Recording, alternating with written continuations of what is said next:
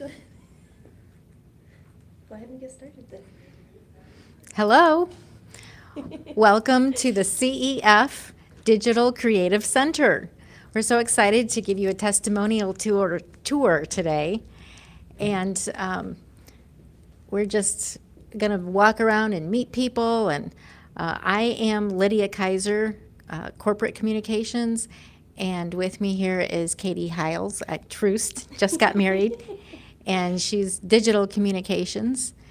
And she's going to be monitoring your comments. If you want to let us know what you're thinking or have any questions. If it's not something we're going to cover later in the tour, she'll flag me down and we'll see if we can answer your question.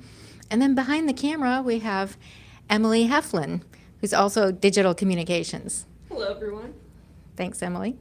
Okay, so this is not just any studio you're about to see. This is an amazing story of how God works through difficult times.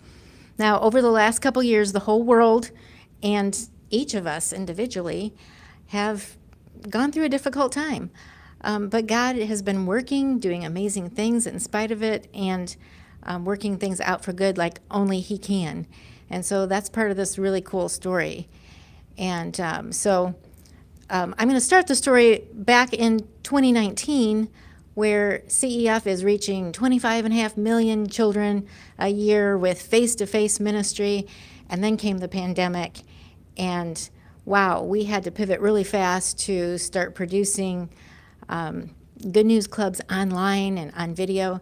And we had known that the world loves video, and we've been increasing our video production, but only a pandemic could force a huge international ministry like this into the digital space so quickly and into cutting edge technology.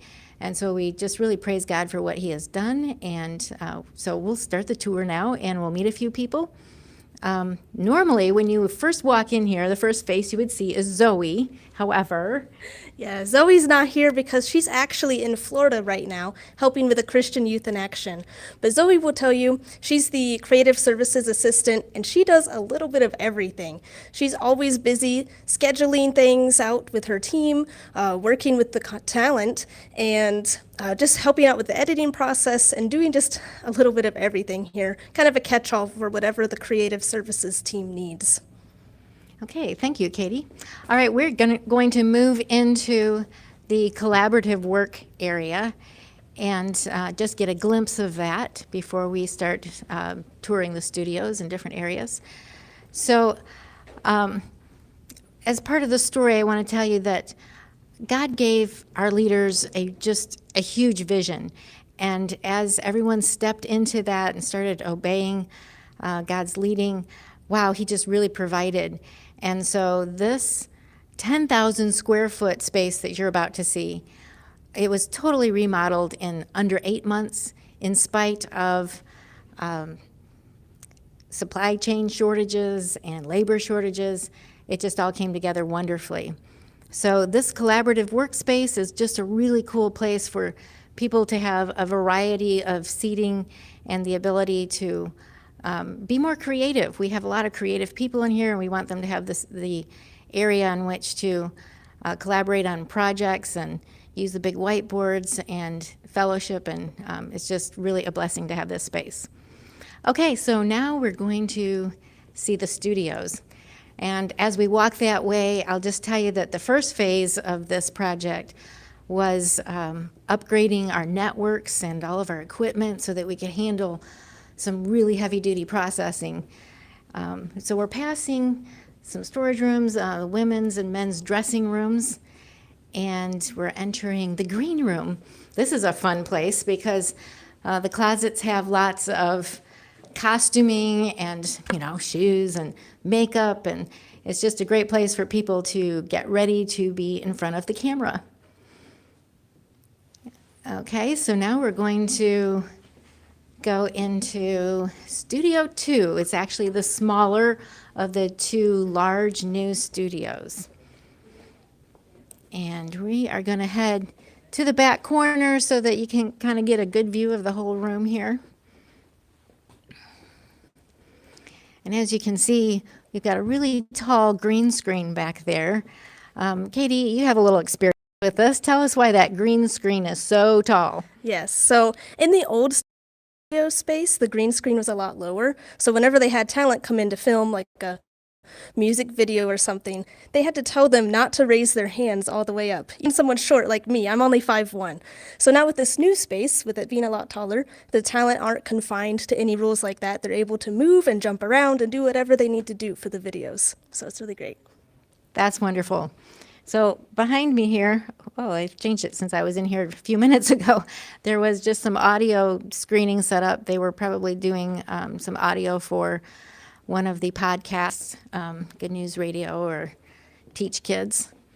Okay, so now we're moving into Studio 1. This is the larger of the two studios. Philip's in here doing something. Philip, can you tell us about this space? This is our larger studio, Studio 1, and it is 32 feet by 32 feet, basically. The other studio is something like 24 by 24.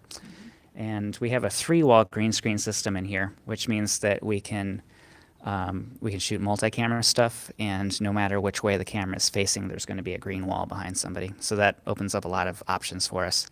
And then when we're just shooting single camera stuff, we can turn off these lights if we're not using them, and that way the green screen doesn't bounce green light back in when we don't actually need that wall to be lit. But we have them all on today to kind of show off. Yep, so Peter and I are kind of testing out this camera and our green screen system. Let me get this plugged in here. Actually, Peter, can you get me? Hold on to that. Yep. So right now we're set up so that machines in the control room do a live key for us. Can you go ahead and so that we can see what our final shot might look like. So the keyer isn't perfect, but it's nice to be able to see what's happening while we're producing.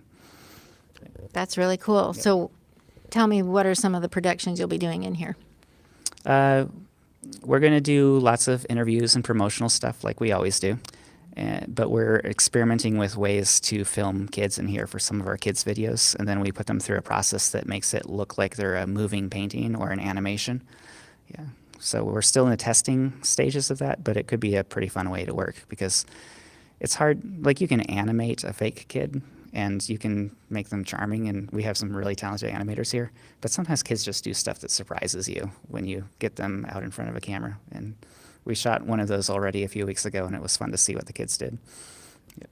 Fun. Okay. Well, thanks for telling us about that. Can you tell us about the control room? Sure.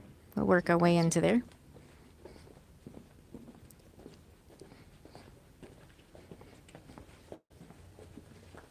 The wrong way. That's going all right. So from here, we have separate control rooms attached to both of our studios. Sure. So that you can direct the talent from out here, and we have plenty of screens where we can see what's going on and check focus and everything. And we can even remote control the cameras to some extent from out here. And we have our sound system set up so that we talk to the talent, they talk to us, and it's almost like we're in the same room until we push a button and start rolling, and then this room shuts off and you can make whatever noise you want in here and it won't ruin a take. So before, if you're all in the same room and somebody drops a pen while you're recording, you have to start all over again. So basically this whole room exists so that people can drop pens. Actually, it doesn't really. It's good to have a place where all of the equipment is already hooked up and wired together, and so that's how we can control our sound and our picture and our green screen stuff, and even the lights and the cameras from in here. Very cool. All right. Thanks for that, Philip. Oh, do we have a question? Yes. We have a question. Is it for Philip? No. Okay. Yes, the question is from Linda. She asks, how many people work in the DCC? Oh, Philip, do you know that? How many people work in the DCC? We have 21 offices, and 5 of them are unoccupied, so that's 16. 16 right now. And you heard that. 5 are unoccupied. So is that you? Is that someone you know that should be here? As you look at what we're doing here, if you know someone that God has called to do this. Are we back? Okay. Our crew just loves this room because they don't have to run all over the building and collect everything that they need. It's all really handy right here. All right, we are headed into the editorial side, DCC, And the rooms that are in the middle here have special insulation so that each person can be doing the audio editing that they need to do and be able to play it without bothering other people and be able to hear it like they need to hear it. And then the offices that are on the outside of the building, they have windows and they have most of our editorial people. Like here's Deb, she works on our Impact magazine and a lot of other things. She and her husband have been here for over 30 years. And then some more of our editorial offices. Let's bug Jenna, see what she's up to. Hey, Jenna, can you tell us what you're working on today? Hi, welcome.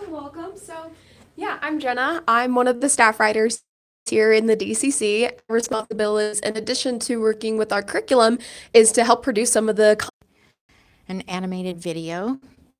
One of the reasons why we are moving a lot of our content to animation, because you can dub other languages more easily. So like if you have a live person talking and then you try to dub another language on top of me, my lips wouldn't sync, right? And sometimes different languages take more or less time. But with animation, you can adjust for that much more easily. And then our brand new ministry is called Digital Ministries Department. They are helping with distribution all over the world. They're working with our 8 regions and our national directors so that the content that we produce here will be as usable as possible to the max around the world. So we're really excited about that, because even though we are excited about this space because it means that our creative talent can really, also call it the vlog room. This is probably my favorite space. Law's in here. Law, why don't you tell us about this room? Awesome. This is my favorite space too. You know, inspiration can strike you at any time. And for the most part, animation and video production can be really time consuming and involve a lot of technical skill. Well, we like to call this one-stop shop, where you can come, you can set up if you have content that you want to bust out real quick, maybe for a vlog, or just record yourself audio or video. Got a camera, microphone, it's all set up. So with minimal or with no assistance, someone who doesn't have the deepest technical skill set can come in and create content. And behind us, you'll notice that there's a lot of green in our larger studios. And that's because the green that's behind talent, you can remove it and put something else behind there. So if you want to record in an office setting, maybe not, but maybe somewhere exciting like outer space or the beach, you can just replace that really easily. But you'll notice that here we have these other colors because sometimes you don't want that extra step. So you can record with a solid color behind you or with green. And that's what's included in this small studio here. Thank you. All right, so we're headed back out to the hall, and next is the theater. And I'm sure you're wondering, why do we need a theater?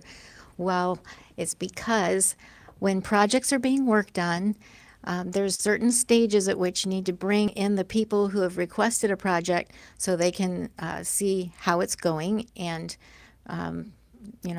perhaps make edits or changes. And this room is really great because you get the right audio and video and you have a large group of people.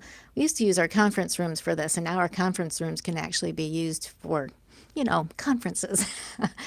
But also the equipment in here is really great for final editing, that last color correction and mixing. And that way we don't have to have really expensive equipment at every desk.